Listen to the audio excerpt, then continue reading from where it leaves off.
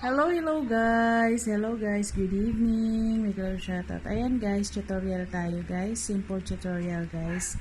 Kung paano matanggal yung mga virus sa ating cellphone guys. So, ang gagawin natin, punta tayo sa Chrome.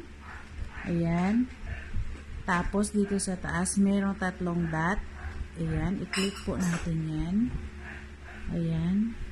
Yan ang laman. So, dito tayo sa settings. Ayan. Pindutin natin ang settings. Ayan. Hanapin naman natin dito yung site settings. Ito yun. Site settings. Ayan. Pindutin natin.